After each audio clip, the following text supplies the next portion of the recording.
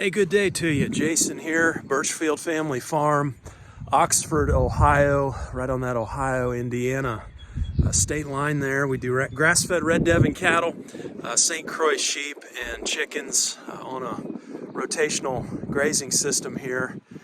I got a good word for you today. This comes from Matthew 17. Then Jesus said to his disciples, "If anyone would come after me, he must deny himself and take up his cross and follow me. For whoever wants to save his life will lose it, but whoever loses his life for me will find it." Some profound words here from Jesus on the cross, saving life, losing life. I think in the first part of my life, I viewed this verse more through the lens of self-effort. And it can certainly take that, right, to deny ourselves and follow Christ daily. I think in the second part of my life, I'm really embracing the concept of the cross through letting go. And actually wanting, anyway, to move in that direction. You know, what does that mean? Things that we see around us, things that have been done to us, just injustice, things that are not right, they're still jacked up. What do we do with that? We can have the faith in the moment to believe that God is good and that He's working on behalf of all of us who love Him. And so I encourage you with that today, that God is a good God. We can rest in that. We can let go. He's going to bring good from that, from those situations. I encourage you with that today. Okay, we've got all kinds of crazy going on here around the farm. I think that's, you guys have heard me talk before. One of the things that I love about it, though, it's so unpredictable. You never know what you're going to get from one day to the next out here. Seasons are always changing. Something's always dying. Something's always birthing. It's life, right? It's life, and I won't have it any other way. Look at this out here. You can see we're greening up. We're greening up, and check that out. Not too pleased with that. We've had about 1.5 inches of rain here in the past 24 hours. Oh my, looking at this year so far, you know, we normally average around 35 inches of annual precip here. And so far in the first, these guys are cracking me up. Look at these guys just standing here looking at me. So far in the first 10 weeks of 2024, we have between 10 and 11 inches of rain. So we're getting, we've gotten, in theory, over 1 inch of rain a week here on average in 2024. You know, that puts us on pace for not quite double our annual precip. Now, we had a drought last year, so we're making up for quite a bit of that. You can see I've got cattle and sheep. Where did sheep go? They're out there somewhere. We got about 7 acres over here, 6 or 7, there they are, 6 or 7 acres that we've got animals out on right now, and that's just simply because that winter, overwintering paddock is just, they were up to their hocks in mud. I mean, just, I'm thankful to have that space where we can put them out on and spread them out when it gets real wet. There's a few reasons I don't like to do that.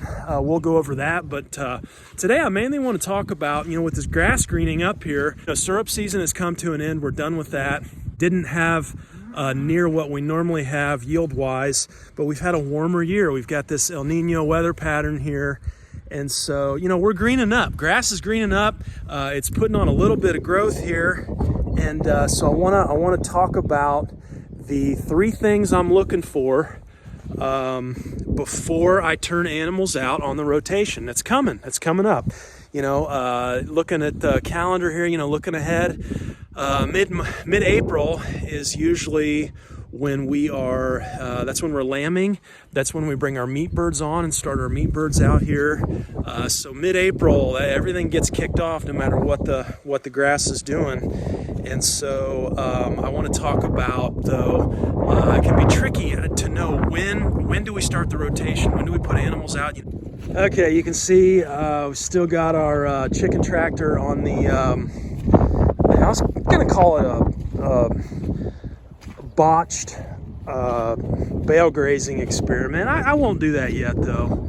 It is what it is, but we still got our roosters out there. This guy was getting picked on yesterday, so I let him out. That was probably a mistake because I had put down some cool season seeds through here, you know, where we had put out that heavy hay and then pulled that chicken tractor over. Just some, what did I put down here? Some rye, some cereal rye, a little bit of winter wheat, and some spring forage peas. I mixed in there, maybe a few purple top turnips too. Kind of came down the side there and down this way. Now he's out here eating those seeds. Three things I'm looking for before I let them out. Number one is soil temperature. Soil temperature. Why soil temperature important? Well, we had great success with warm season covers last year in this paddock 11 here, and the warm season covers are not going to germinate until we hit about 60 degrees. And I find that 60 degrees Fahrenheit really is about that. That's about that temperature when everything kind of takes off. I mean, we've definitely greened up here, and you know, that's things are moving in the right direction for sure. But we're sitting at about I like to use Greencast online. You see here we're sitting at about 50 degrees right now, soil temp. You can also come out and we'll take this occasionally with a compost thermometer. Put that thermometer in there about 2 inches, and you know, get your soil temp. But I'm looking for, you know, 2 to 3 days consistently at or above 60 degrees Fahrenheit, and that way that cover crop, you know, what we want to do is we had great success here in paddock 11 with the cover crop, and so I like using that cover crop. I noticed that, you know, it seemed that my cattle were more heat tolerant in the cover cropped area here, and we took soil readings and actually proved that the soil temp was lower, and so you've got kind of a cooling effect, you know, even though we don't have shade. And so, you know, this paddock 9, 10, and 11 that we're looking at here, the tractor's in 11. And again, these are 1/4 acre paddocks, but, you know, and I'm looking at 9, 10, and 11 this year. I think we're going to go with cover cropping in all 3 of those, just to, you know, as more of a strategy. You know, we're doing multiple things at one time. We're building soil, right, with the microbial life, and with that diverse cover crop mix. Warm season mixes have a tendency to build your soil organic matter quicker than cool season. And then having that where we don't have shade trees, you know, 9, 10, and 11 here, you know, having that cover crop going. I think we're doing multiple things at one time. We're putting weight on the livestock. They loved it. I mean, absolutely love that cover crop. And so point is, you know, what I want to do is we typically have about 30 days before we return back to the same paddock. Well, on that first rotation, I'm going to come behind cattle, and we may end up running cattle and sheep together for lambing this year. I'm not really sure on that yet, but basically, you know, I could seed in front of the cattle and let them stomp it in. That's one strategy. I don't want to do that though, because we're running chickens behind cattle as we come across the rotations, and those chickens are just gonna, a cover crop seed is gonna be food for chickens. So I want to come behind the cattle and sheep, and then behind the chickens, and sow that cover crop. And I really need to be about 60 degrees Fahrenheit before we do that. So looking at that soil map, soil temperature map, again, you know, 50 degrees right now. You can see we're up above that 5-year and that 10-year average, quite, you know, 4, 5 to 8 degrees here. And so, you know, that's a good thing. I think, you know, it's going to be an early year. Last year we didn't start the rotation until May 1. Last 2 years we've started May 1, and I've always thought it was going to be earlier, and it wasn't. The second thing that I'm looking for is just an ability for the pasture to hold up to the weight of the animals. And what I mean by that is a pasture paddocks that would not be like they are today, okay, meaning wetness. And so the second thing I'm looking for, I don't want to do a whole lot of pugging when I'm out here. Now, we can really get into a whole lot of soil science talk here, and, you know, pugging can be a result of low microbial life, low organic matter, just soil that's not very healthy. So some of our paddocks are way in a lot better shape than others, okay? And you know, I don't want them heavily pugged on a day like today. If I would bring them out here, they'll pug the crud out of these paddocks right now. And, you know, that can be okay. They'll recover. But why do that if I don't have to? So number two is just having the moisture level just at a place where we're not going to heavily pug paddocks within 24 hours. And so I think that means that just starting and moving them through in a time period where we're just not overly wet. And so right now, this obviously this would not be a fit with all this rain. Now you get into the season here, you're grazing, you're moving, and then you get a bunch of rain. There's nothing you can do about that, but we certainly can do something about when we start based on moisture levels. Third thing that I'm looking for in these paddocks before we start to rotate is the height of the grass, the height of the forage. Okay, and what do I mean by that? Well, there's a couple different ways you can look at this. Number one is I'm just doing just a general glance over the paddocks, and we've had really good luck.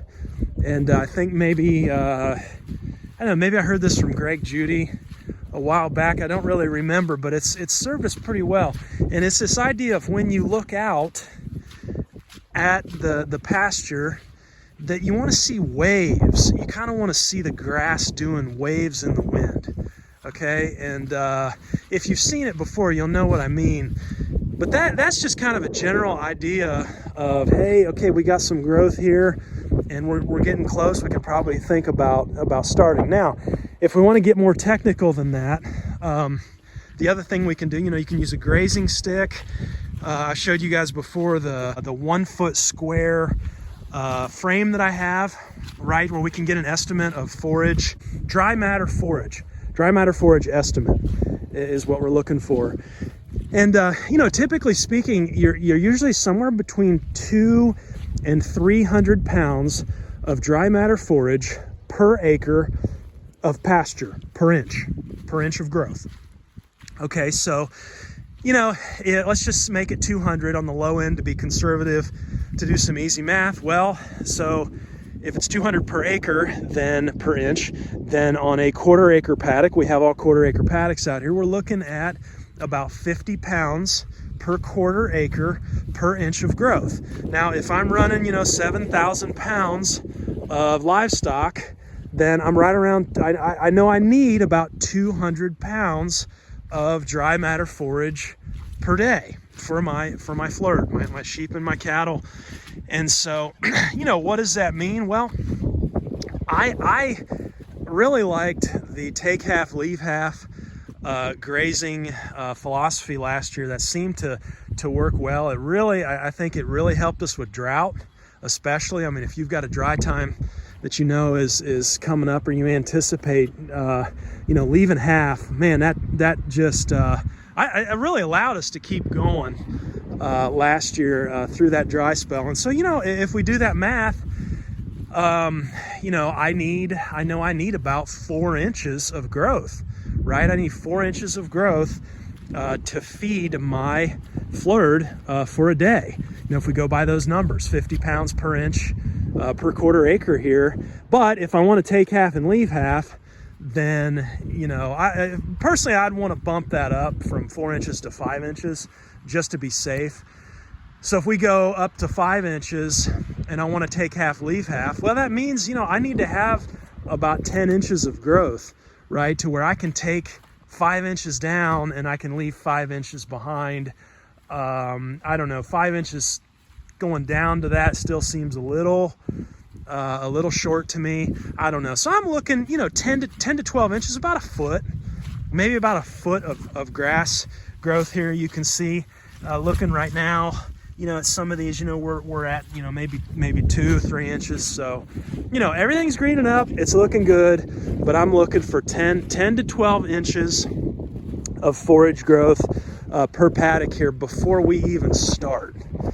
There's a whole debate now, school of thought. Well, do we want to keep the grass shorter or longer? What do we want to kind of shoot for on that? Some folks will say, well, you want it shorter and you want to be in that vegetative state, and your animals are going to put on more weight. You don't want the long stemmy stuff because You're kind of getting out of that vegetative state. And, you know, I know some producers worry about pink eye and eye irritations and stuff with longer forage. There's another school of thought, you know, Alan Williams and his research on Brix levels.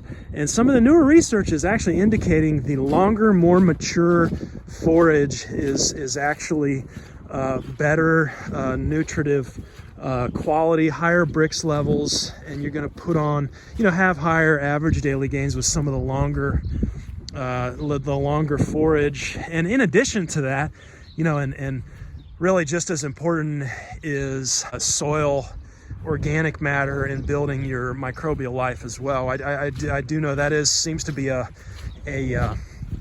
point that's agreed upon across the board, that the longer, the taller, the more mature grasses and cover crops, really those plants are going to photosynthesize at a greater rate, which means they're putting out higher levels of root exudates, which means you're really ramping up your microbial feeding, and those microbes then are symbiotically working with plant roots. You know, they're consuming those exudates, they're giving the plants, making nutrients soluble to the plants. What I see the other day, they had proven now a mycorrhizal network actually able to tunnel into rock. They found mycorrhizal fungi tunneling into rock and making, you know, hard rock, breaking that down and making the rock, those nutrients, soluble to plants.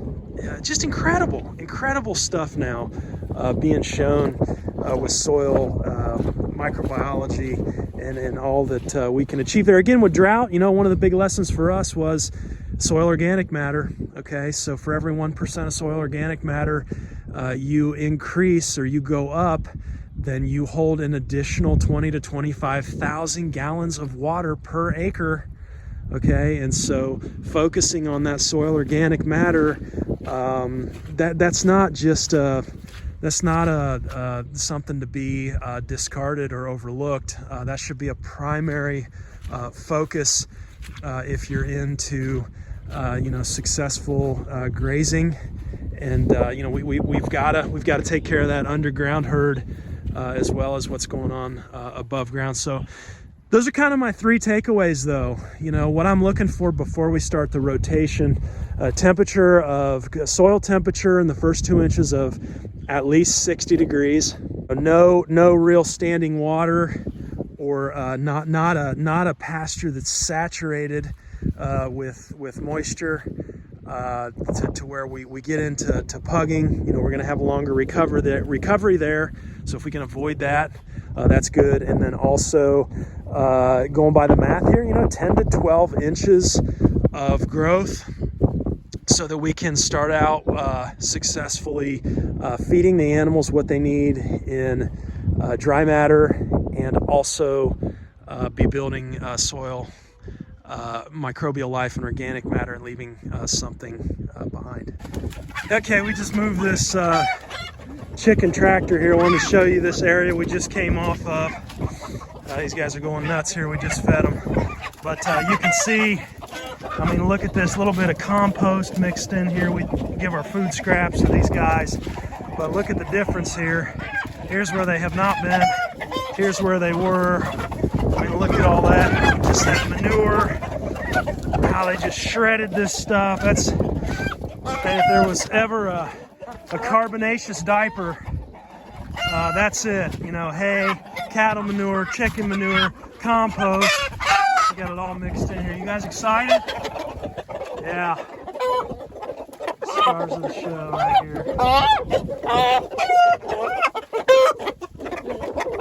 So what we'll do is, once we hit that 60-degree mark, we'll come in here and I'll sow that. We'll just broadcast that warm season cover mix. We'll see how that does. Will we be too high in nitrogen? Well, I don't know. Didn't seem to matter last year, but we're gonna try it again. Keep moving these guys around this bale grazed section here on paddock 11. Okay, and then just real quick here as we end things off here. why I said that I really don't like having them out here. Why is that? Well, this grass is so green and it's so lush. You've got, just a real excess. There's not a whole lot here, but what is here, they're going to nibble down, and you've got an excess amount of protein.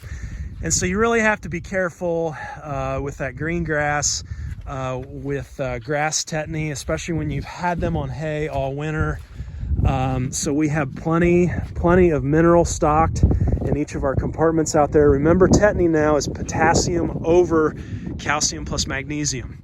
So it's that equation, and when your grass comes on and your potassium levels go way up, calcium and magnesium are not increasing, and so you run that risk for tetany prone pastures. And so, several solutions to that.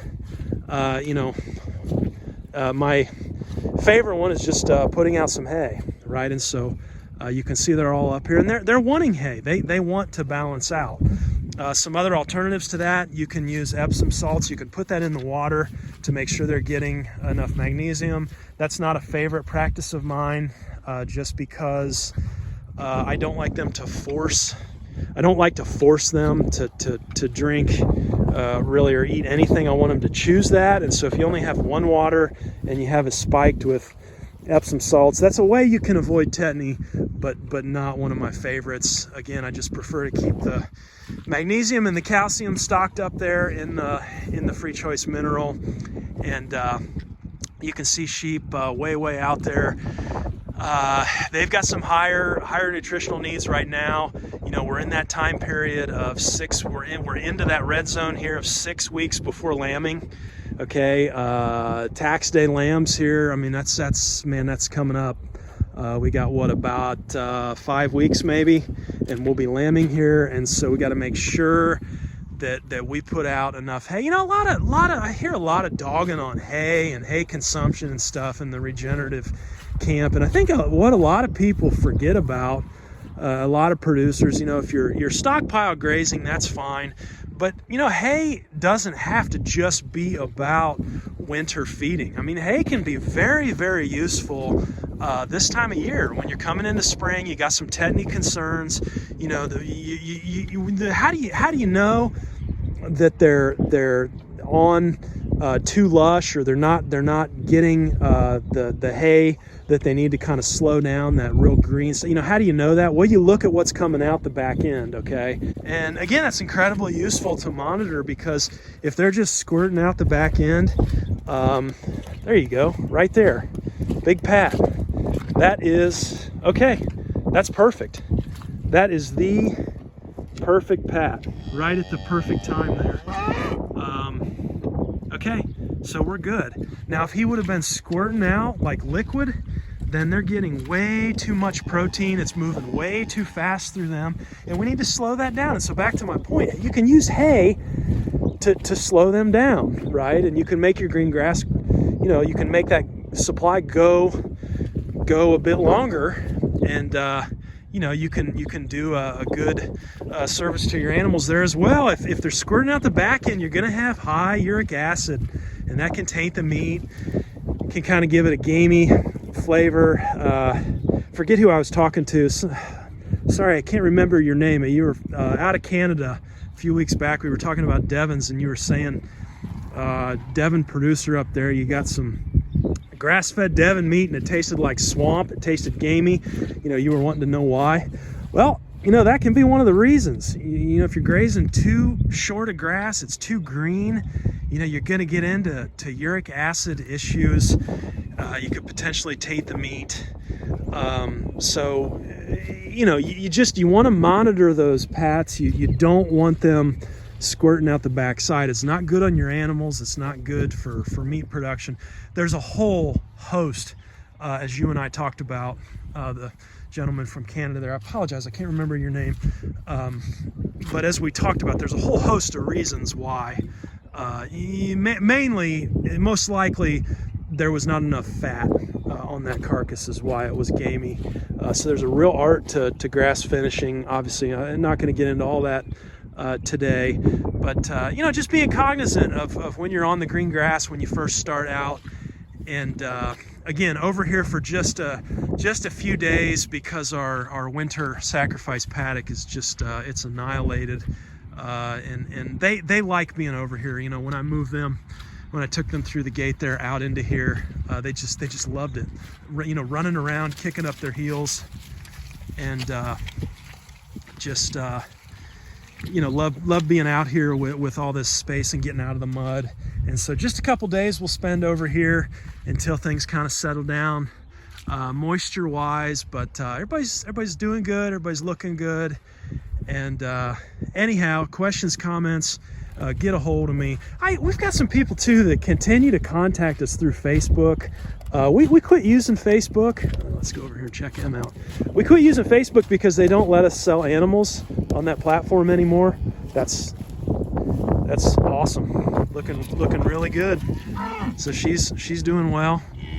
But yeah, if you contact me, just send me an email. I know it's maybe a little bit less convenient, but my email is always in the channel description. You know, if you want to talk to me, don't use Facebook. We don't really get on there anymore. Just fire me off an email and I'll get back to you. Thanks for hanging with me today. I hope you're well and at peace. Take care.